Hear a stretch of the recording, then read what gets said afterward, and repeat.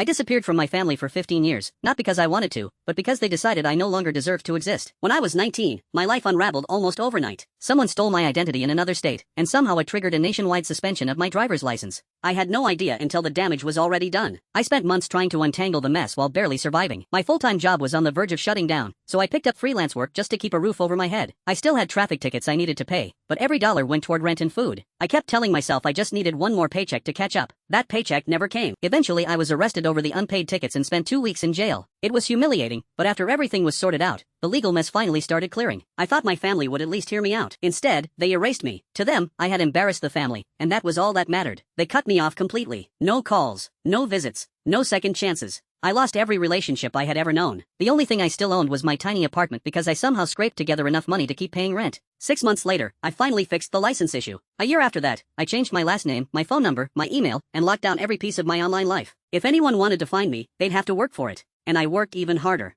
I finished college, built a career in healthcare, lived below my means, saved money, and slowly created a peaceful life. It wasn't glamorous, but every single thing I had was earned without anyone else's help. Then, 15 years later, someone knocked on my door. I opened it, and there stood my parents. The first thing I asked was, "How did you even find me?" My mother proudly admitted they'd paid a private investigator thousands of dollars after spotting my first name on Facebook. Then she smiled and said, "You've clearly learned your lesson." That sentence hit harder than anything. I looked at them and said I'd learned plenty. I'd learned never to expect understanding, even from family. I'd learned to survive alone, and I'd learned I didn't need them anymore. Then I shut the door. That should have been the end of it. Instead, they started following me. They'd wait outside my apartment, trail me through town, even follow me to the train station. My best friend started joking that I had fleas because they wouldn't leave me alone. We even turned it into a game, purposely going places they clearly hated just to waste their time. Eventually I agreed to meet them one last time in a park. I told them this was their only chance to explain themselves. Their answer? They said they disowned me because I had stained the family name. But now that relatives were asking about me, and there were nieces and nephews I'd never met, they thought it was finally time to repair things. They even looked around my apartment and decided my stable life proved I'd become a better person.